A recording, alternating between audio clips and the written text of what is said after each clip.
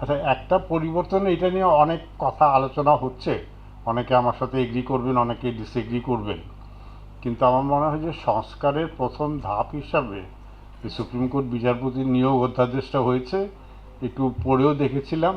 হ্যাঁ, এটা আমাদের 55 বছরে স্বচ্ছ প্রক্রিয়ায় কোনো দিনই বিচারপতি নিয়োগ করা হয়নি।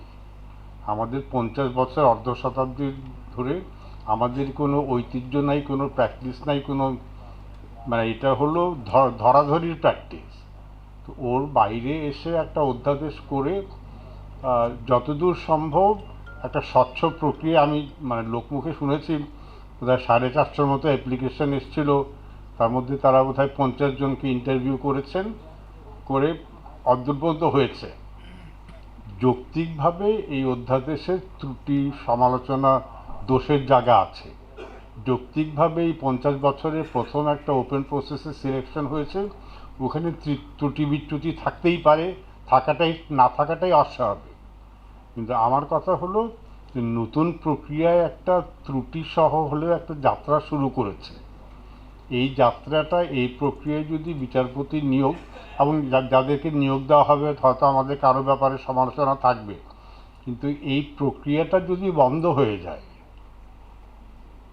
যদি এই সমালোচনার কারণে হোক, বাধার কারণে হোক, এই প্রক্রিয়াটা যদি মাঝপথে থেমে যায়, এবং এই অধ্যাদেশ অনুযায়ী যে বিচারপতি নিয়োগের প্রক্রিয়াটা শুরু হয়েছে, এটা যদি যথাসময় তার শেষ না হয়, আমি হলফ করে বলতে পারবো যে অন্তত আগামী 1 দশক ধরাধরি ছাড়া আর কোনো বিচারপতি নিয়োগ হবে না।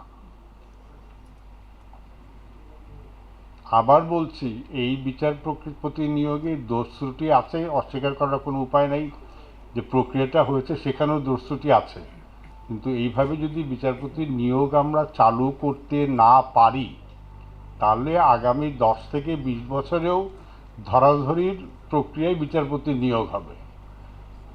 এখন যেটা সবাই বলছেন, বিশেষ করে প্রফেসর বোরহানও বললেন এবং সারা হোসেনও বলেছেন, যে বিচার বিভাগের প্রতি আমাদের মনে হয় জনগণের আস্থা সর্বনিম্ন পর্যায়ে।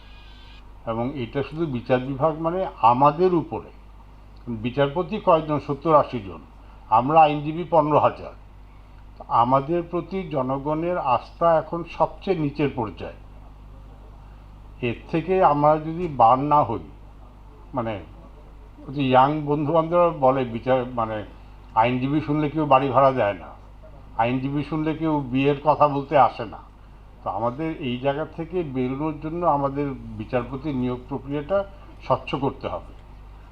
আর টাকা পয়সার ব্যাপারে একটু আগামী বাজেটে আমরা আমাদের যদি বরাদ্দ না বাড়াই, একটা 1700 বিচারক দিয়ে 170 মিলিয়ন লোকের দেশে বিচার অসম্ভব।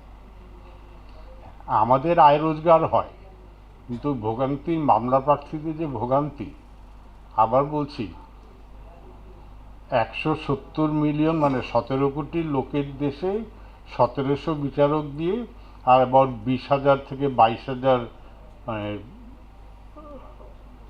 মানে বিচার বিভাগের সাথে জড়িত কর্মকর্তা কর্মচারী দিয়ে সারা দেশের মোট বাজেটের 0.3, 1%, 3/1 বাজেট শেষ করে খরচ করে বিচার কখনো সম্ভব না।